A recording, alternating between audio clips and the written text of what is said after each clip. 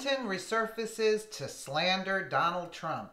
Immediately gets shut down. Hillary Clinton is slowly returning to the public eye after her humiliating loss to Donald Trump in the presidential election by giving a growing number of speeches in which she bitterly bashes our current president. On Thursday, Clinton resurfaced to give a speech claiming that Trump's intent on reversing recent legal gains for lesbian, gay, bisexual, and transgender Americans. Unfortunately for Clinton, however, she quickly learned she made a big mistake.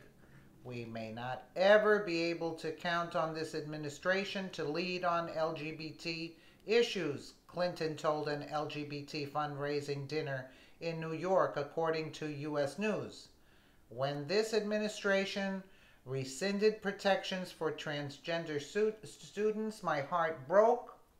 When I learned about the proposed cuts in funding for HIV and AIDS research, I thought about all of our efforts to try and achieve an AIDS-free generation. Clinton slams Trump on LGBT rights. I know the election hit a lot of us hard. I can tell you this. Even when it feels tempting to pull the covers over your head, please keep going, she added. In reality, it is Clinton, not Trump, who has gone on record against LGBT issues in the past. It didn't take long for Twitter users to let Clinton know that she is a hypocrite who should keep her mouth shut about Trump. Let's take a listen to this clip at the dinner. Progress that we fought for, that many of you were on the front lines of, and that we've celebrated and maybe even taken for granted, may not be as secure as we once expected. Some of the changes we're seeing may seem small, but they matter a great deal if you're the person affected. Like, for example, whether or not you're counted in the census. Others carry historic significance, like the future of the Supreme Court. And it is not just here in our country that we're seeing clouds gathering on the horizon. In recent weeks, we've heard terrifying accounts from Chechnya of gay and bisexual men being taken from their homes and families, tortured, even killed. And when government authorities were confronted with these reports, their response was chilling.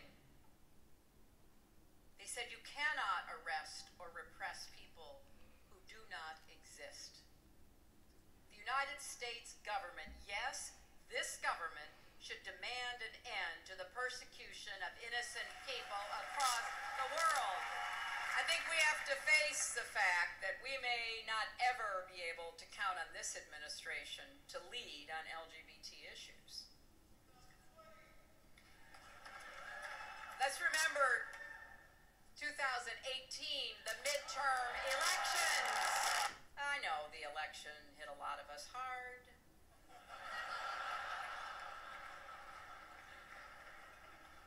But I can tell you this. Even when it feels tempting to pull the covers over your heads, please keep going. But I really believe it's a good way to remind ourselves when you feel a little down, when a good friend or a loved one says, quit yelling at the television set.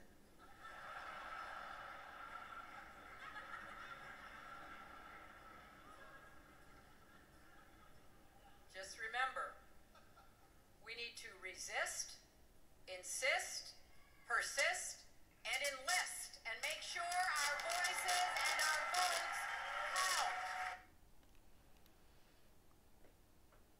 Let's take a look at this clip in 2004. Believe that marriage is not just a bond, but a sacred bond between a man and a woman.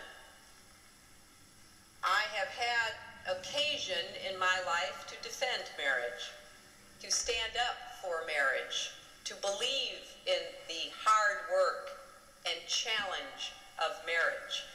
So I take umbrage at anyone who might suggest that those of us who worry about amending the Constitution are less committed to the sanctity of marriage or to the fundamental bedrock principle that it exists between a man and a woman going back into the mists of history as one of the foundational institutions of history and humanity and civilization, and that its primary principal role during those millennia has been the raising and socializing of children for the society into which they are to become adults.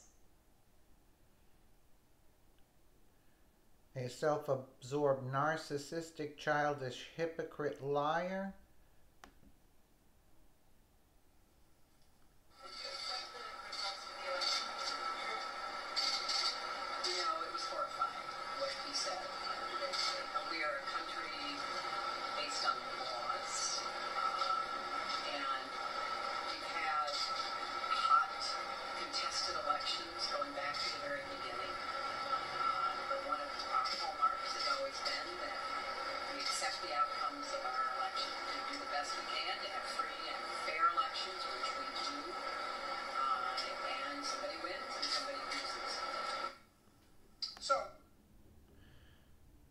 Well, Hillary Clinton on gay marriage in 2004. She's such a hypocrite.